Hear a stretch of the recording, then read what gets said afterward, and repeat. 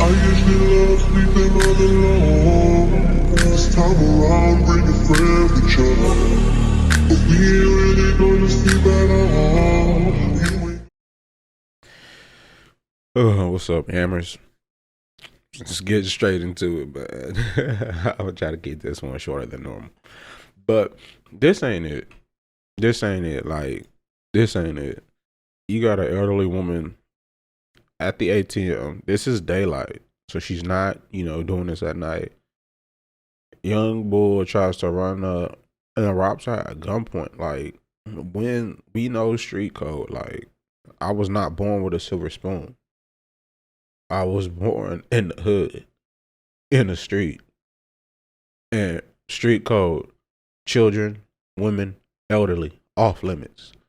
This needs some street justice. This needs some vigilante justice. Like, forget involving police. Forget all of that. Y'all in Memphis in the streets needs to handle this. Because this is no way, Jose. This is not supposed to be happening. Like, this is a 5 p.m. on a Saturday. Like, you robbing an elderly woman at gunpoint. Like, you can be down and out and do a lot of other stuff, but you robbing elderly woman at gunpoint? Nah, man, that ain't it. That ain't street. That ain't gangster.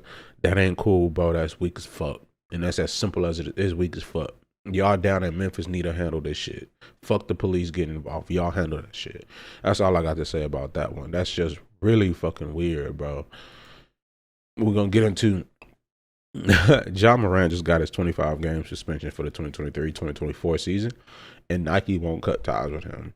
2X gun, beat up a 17-year-old, just all types of random. Morant is going to be the fastest person to get kicked out the NBA. Most people want to get into the NBA, but it seems like he wants to get kicked out. Now, don't get me wrong. Morant, cold-ass basketball player. Like, basketball's my first love. I grew up playing basketball my whole life. But nah, man, at a certain point, like, what you trying to play fake gangster for? Like, nigga, you $200 million contract with endorsements, all that shit. Like, why you trying to be fake gangster? That shit weird.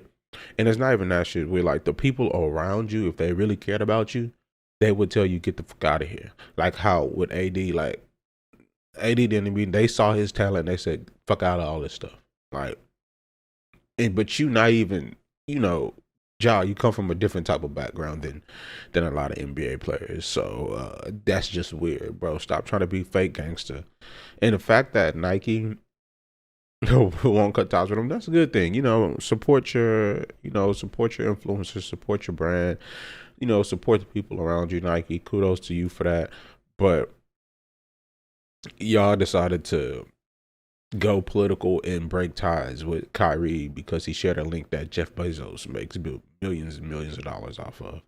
That's just kind of weird. I didn't see Kyrie say anything, quote unquote anti-Semitic, but anybody say anything about Negroes or black people, nobody give a fuck. But the second they say something about Jewish or anything of that nature, people give a fuck. And like, let me not go down a rabbit hole of reparations and Japanese and Jews getting reparations, and y'all still out here owe $300 trillion to black people, but it's neither here nor there. And that debt has nothing to do with anybody. You pay what the fuck you owe. And it's as simple as that. But that's a topic for another conversation. I don't like to get all political and shit, but it is what it is. Whew. Lastly, we got one that can jump all over the place. Because we got it. Schools, we got Activision, we got it. Nigga Merck's up in this thing. We got Florida up in this thing. And as of now, Bud Light is not the number one selling beer anymore in the world. That motherfucker is number 2. AB and not Antonio Brown. I mean, the parent company to Bud Light. But Modelo has now topped Bud Light to be the number one best-selling beer in the world. Like me personally, I don't drink beer. I mean, if I do, I get an Angry Orchid on the tap if I'm out somewhere. I'm really not a beer drinker. Just unnecessary carbs for me, straight sugar. But hey, man, people ask why, because a lot of people like Bud Light. But let's go ahead and find out why. So Bud Light decided to start a media campaign with a transgender influencer because obviously they wanted to be political and hop on the political train.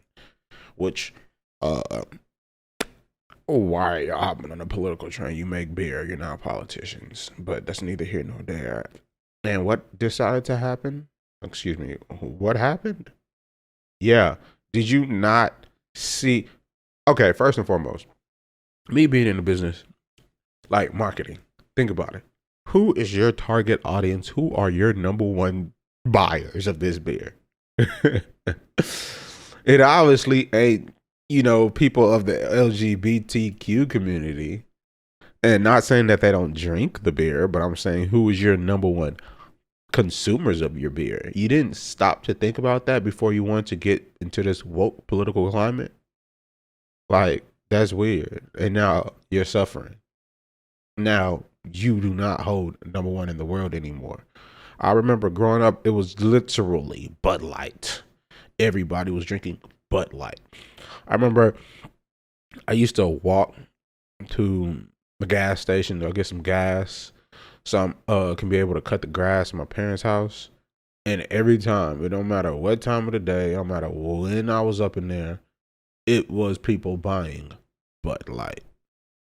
And it's just so funny how you all decided to jump over your target audience, not knowing how that would affect you, just to hop into a politically woke climate and trend that everybody is trying to hop on board with. And the crazy part about that is we're going to dive deeper into this whole, pride LGBTQ thing. Now, come on. Florida's very crazy. Do I give a damn about Ron DeSantis? Don't really like him because he's kind of like anti-black, anti-women's rights in general. So I'm just like, I stand on my 10 toes. I don't fucking like the dude. But not every single thing he's done was wrong.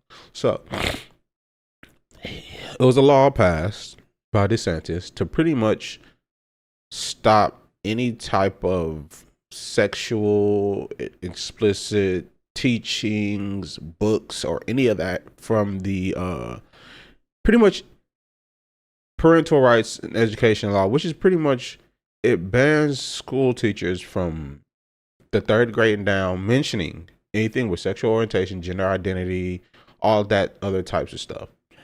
Now they're considering to go to the 8th grade.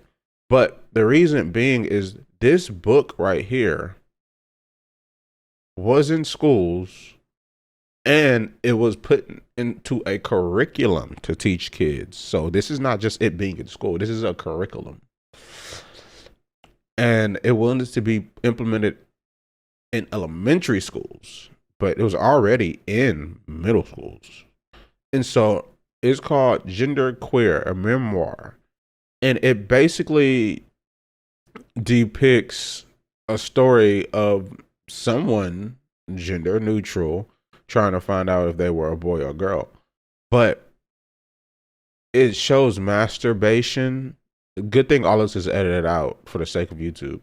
But it shows masturbation, homosexual acts, oral with another guy, masturbation again, thinking about blowjobs by another man. Let's try something else. Like, this is what they want kids to learn about at the age of 4. They want you to know at the age of 4 whether you should like men if you're a man, or like women if you're a woman, or like both, or I don't know if I'm a man or a woman. Like, this is what I guess we send our children to school to learn now. Like, we don't send them to school to learn anything else. National education standards, United States is far behind a lot of other places in the world, but we are consistently sending our kids to school to learn how to have homosexual oral sex with another man by the age of 3. That sounds crazy, right? And crazy part is nobody really, like, I don't give a damn about what you do with your body. I don't give a damn about anything. People want to say it's a right conservative conspiracy that they're trying to groom kids. Why does this need to be in school for kids? What happened to coloring books, toys, running around on the playground? Why do we have to have books depicting homosexual oral sex, aka pornography? And mind you, these are blanked out because of what it is right now, because this is being put on the internet. These are not blanked out in the book, quote unquote, memoir that they want to implement in the curriculum. So, and it's so crazy how you are automatically deemed a bigot and anti because you have an opposing view to wanting to implement any. Actually, I'm about to say one. I'm about to make a example. Hell no, you're automatically deemed a bigot and anti if you have any form of opposing view to the LGBTQ plus the WXYZ alphabet community. Like, you are automatically deemed that if you have any opposing view. You can clearly say, what did Nick Merck say? Leave the kids alone. I want to be the one to teach my children about LGBTQ and pride stuff.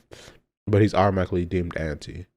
Like, no, he just wants to be the one to teach his kids. Like, it's a desensitizing mindset that they're trying to obviously make you all into robots and do them and be automated. But hey, I guess. But this is where we are today in America. We are over here battling with pornography in children's books in elementary for, first graders. This is what we're arguing about when we have homelessness on the rise, when we have debt, when we have, issues with mental health care for everybody, for vets especially, people who've laid their life down for this country, and y'all just shit on them and toss them to the street. We know the VA is BS. We know all of how the systems implemented in America are horrifying.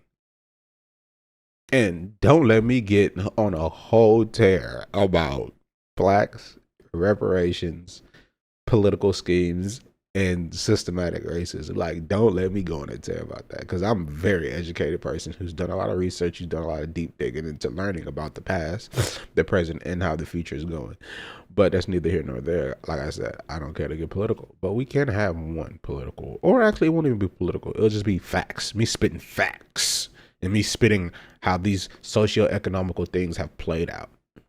But man, y'all take care, man. That's just something for y'all to see, man. Like, they say they're not trying to groom kids. It ain't nothing wrong, bro, with doing what you want to do. But there's a reason they tune on the psychological mindset of the neurohuman development of the brain for kids at such a young age, because you don't see this shit pushed for 14 to 18. You don't see it pushed for 16 to 18. No, they just continuously push it for a 3-year-old. So I guess, mommy, guess what I learned in school today? Oh, what did you learn, honey?